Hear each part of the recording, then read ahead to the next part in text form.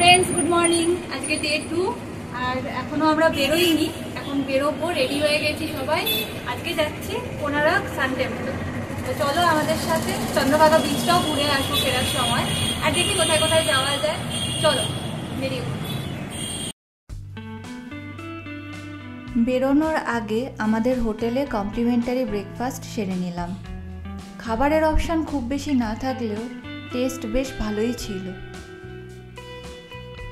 এরপর রুমে ফিরে একেবারে ফাইনালি তৈরি হয়ে বেরিয়ে পড়ব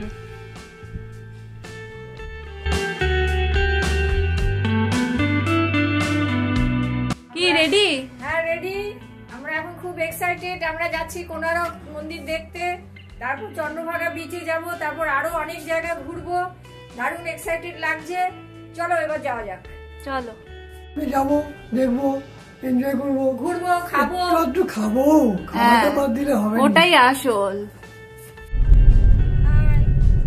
আমরা এখন কোনারকের পথে বেরিয়ে পড়েছি এখন অনেকটা রাস্তা হ্যাঁ বাইরে ভালোই গরম বেশ ভালো লাগছে আমাদের হ্যাঁ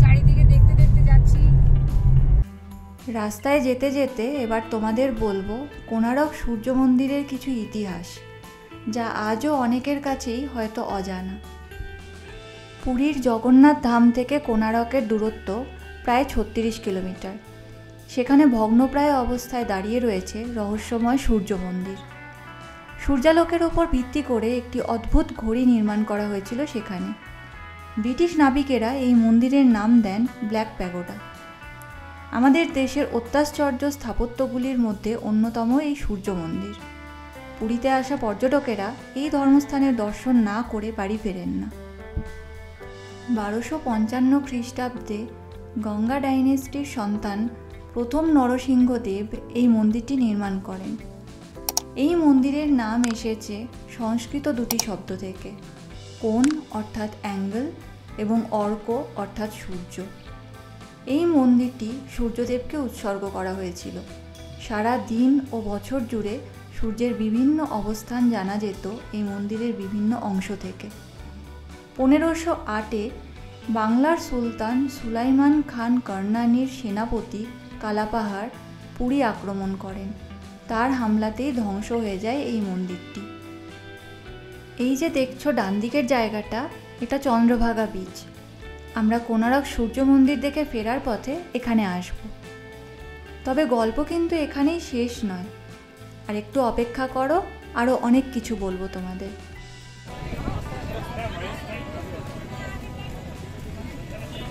কোনারক পৌঁছে গেছি আমরা আর এখন গাড়ি পার্ক করে হাঁটতে হাঁটতে যাচ্ছি রোডে গাড়ি রেখে আমরা এখন হেঁটে যাচ্ছি গলি দিয়ে দুপাশে প্রচুর দোকান দেখার মতো দোকান দোকানে বিক্রি হচ্ছে আমরা দেখতে দেখতে এগিয়ে যাচ্ছি পৌঁছে গেছি আমরা কোনারকে এখানকার প্রবেশ মূল্য 35 টাকা পার পারসন আমরা 4 জন আছি তাই 140 টাকা হলো চলো এগোই আমরা দুজন চলেছি আমার সাথে ফটোগ্রাফার ক্যামেরা নিয়ে চলো কাজ হচ্ছে ঘুরে বেড়ানো ছবি তোলা নতুন নতুন জায়গা অন্যদেরকে দেখানো নিজের চোখ দিয়ে দুনিয়াটা দেখানো চলে এসেছি সেটাই দেখাতে আপনাদেরকে চলুন আমাদের সাথে দেখি নতুন কি কেমন লাগছে জানিও কমেন্টসে লাইনে দাঁড়িয়ে টিকিট যদি না কাটতে চাও এবং সময় বাঁচাতে চাও তাহলে কিন্তু অনলাইনে টিকিট কেটে নেওয়াই ভালো আর্কিওলজিক্যাল সার্ভে অফ ইন্ডিয়ার টিকিট বুকিংয়ের লিঙ্কটা আমি ডেসক্রিপশানে তোমাদের জন্য দিয়ে দিলাম সেখান থেকেই তোমরা টিকিট কেটে নিতে পারবে প্রবেশ করছি কোনারকে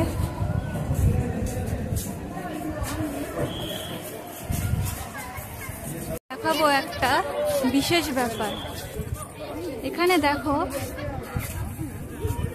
সব থেকে উপরে সিংহ তার নিচে হাতি তার নিচে মানুষ এটার কারণ আমি ঠিক জানি না অনেকে অনেক রকম বলে তোমরা কেউ যদি জানো তাহলে একটু জানিও কমেন্টসে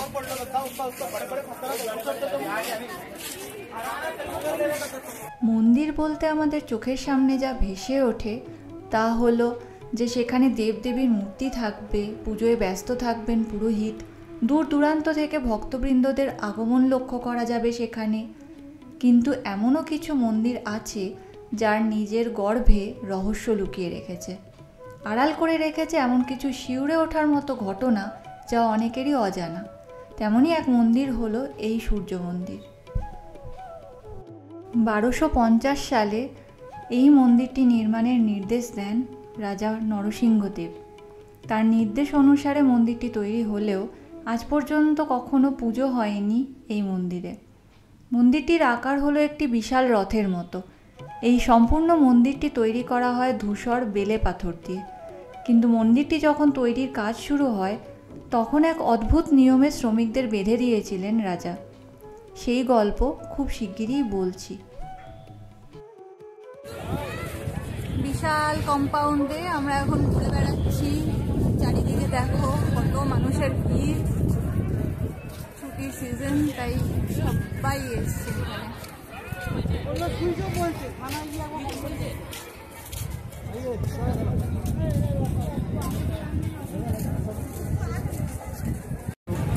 এনজয় করছো? দারুণ ব্যাপার, এরকম জায়গায় আসা মানে এনজয় না করে থাকা যায় না। সত্যি তাই, হিস্টোরিক্যাল জায়গা, তাছাড়া এত সুন্দর আর্কিটেকচার ভীষণ সুন্দর, অপূর্ব জিনিস, ইন্ট্রিকেট একদম একদম ইন্ট্রিকেট। আর এত বছর আগে তৈরি করা সত্ত্বেও এখনো যে ইন্ট্যাক্ট আছে অনেক কিছু, এটা দেখেই ভালো লাগছে।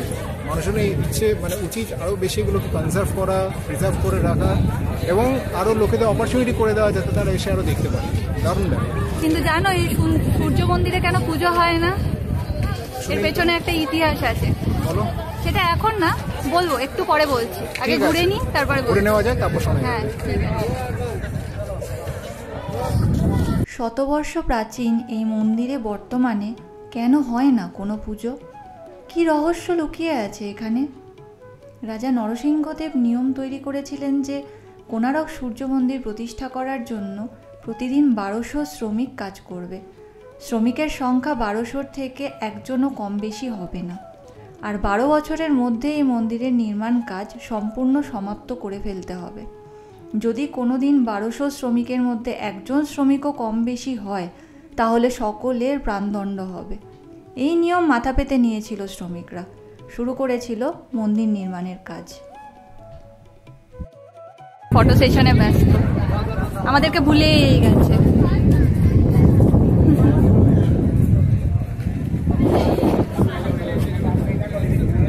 কি ফটো তোলা চলছে? না না, ওই যে ওর জায়গায় দাঁড়াবো। আচ্ছা, সামনের রথের চাকাটা দেখে কিছু মনে পড়ছে কি? কোথায় দেখা যায় এটা? ঠিকই ভেবেছ, 10 টাকার নোটে।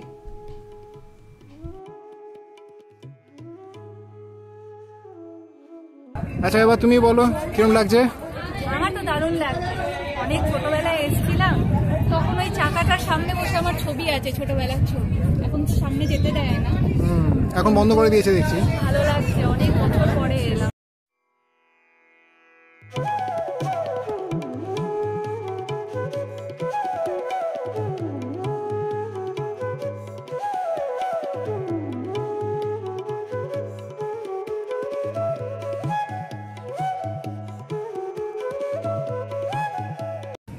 ছায়াদেবী হলেন সূর্যদেবের স্ত্রী। এখন তার মন্দিরে আমরা ঢুকছি।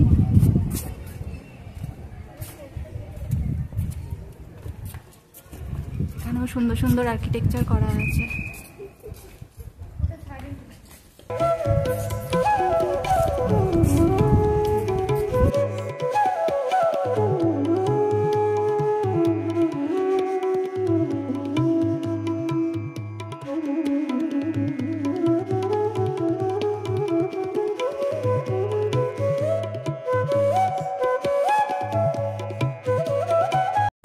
বসে পড়েছো? না না, টায়ার্ড হইনি, বসলাম। এখনো অনেক কিছু দেখার আছে, দেখবো। পুরাণে কথিত আছে 1200 শ্রমিকের দায়িত্বে থাকা প্রধান স্থপতি বিশু মহারানা যখন দূরবর্তী জায়গায় তার বাড়ি ছেড়ে এই নির্মাণ কাজে আসেন তখন তার স্ত্রী সন্তান সম্ভবা ছিলেন। দীর্ঘদিন তিনি স্ত্রীর কাছে যেতে পারেননি। পরবর্তীকালে তার স্ত্রী একটি পুত্র সন্তানের জন্ম দিলেও মন্দিরের কাজ ছেড়ে বেরিয়ে আসার সুযোগ ছিল না তার কাছে। কালে কালে তার পুত্র ধর্মদাস যখন মায়ের কাছে নিজের পিতার পরিচয় চান, তখন তার মা পিতার এই বাধ্যবাধকতা সম্পর্কে জানান তাকে। ধর্মদাস কোনো ক্রমে বাবার কাছে এসে পৌঁছন, কিন্তু সেই সময় মন্দির নির্মাণের কাজ আরও 7 দিন বাকি ছিল। মন্দিরের চূড়ার কাজে বারবার ব্যাঘাত ঘটছিল এবং তার উপরের মঙ্গল ঘরটি স্থাপন করা যাচ্ছিল না। বালক ধর্মদাস সে কাজে হাত লাগায় এবং সহজেই সে কাজ সম্পন্ন হয়, কিন্তু তার সাহায্যের কারণে 1200 শ্রমিকের প্রাণহানির আশঙ্কা দেখা দেয়। এর নেপথ্যে ছিল রাজার সেই অদ্ভুত নিয়ম। 1200 জন শ্রমিকের প্রাণ বাঁচানোর তাগিদে ধর্মদাস তখন মন্দিরের চূড়া থেকে ঝাঁপ দিয়ে নিজেই আত্মহত্যা করেন।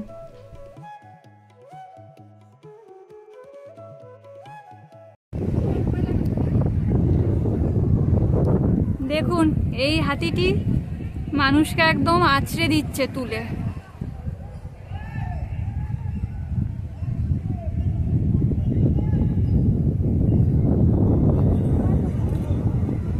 আর ওদিকের হাতিটির পায়ের তলায় মানুষ।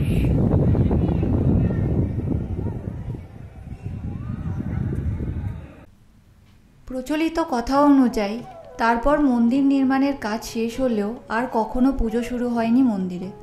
কোণারক সূর্য মন্দিরে বর্তমানে নেই কোনো সূর্যদেবের মূর্তি। এখনও পর্যন্ত স্থানীয় মানুষের কাছে এই মন্দির রাতের অন্ধকার নামলেই রহস্যের চাদরে মোড়া একটি জায়গা হয়ে যায়। এটা হচ্ছে মন্দিরের গর্ভগৃহ, কিন্তু দেখো এখানে কোনো বিগ্রহ নেই, কোনোদিনও কোনো পুজো হয়নি।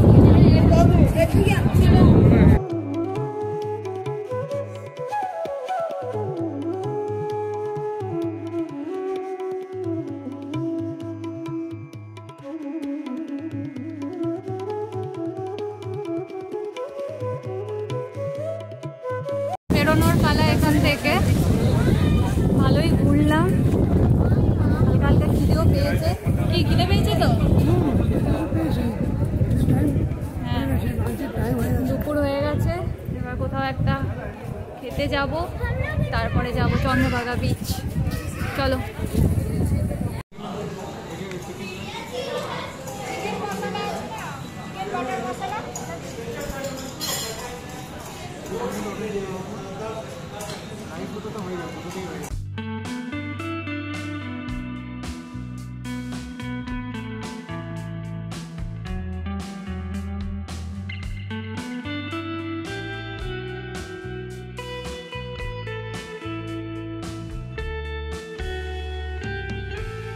খাওয়া দাওয়া করে এবার এলাম চন্দ্রভাগা বিচে। বিরাট বড় বড় ঢেউ এখানে, মোটামুটি ফাঁকা ফাঁকাই আছে যেহেতু দুপুর হয়ে গেছে। প্রচন্ড হাওয়া, দারুণ লাগছে, ঠান্ডা হাওয়া, রোদ আছে কিন্তু ঠান্ডা হাওয়ায় বেশ ভালো লাগছে। হ্যাঁ, হাওয়ার জন্য অতটাও গরম লাগছে না এখন, একদমই গরম লাগছে না। বাইরে এত রোদ কিন্তু হাওয়াটা প্রচন্ড ঠান্ডা, দারুণ লাগছে।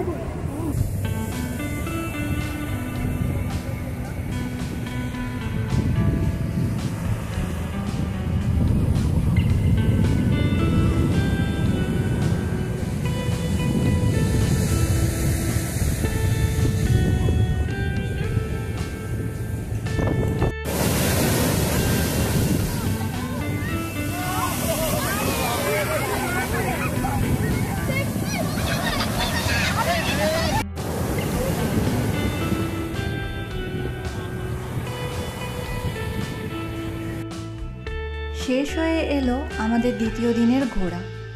দেখলাম অপূর্ব কিছু স্থাপত্য কীর্তি আর ঘুরলাম চন্দ্রভাগা বিচে। কেমন লাগলো ভিডিওটা তোমরা কমেন্টে জানিও। ফিরবো খুব তাড়াতাড়ি আরেকটা নতুন ভিডিও নিয়ে। আজকে আসি, টাটা।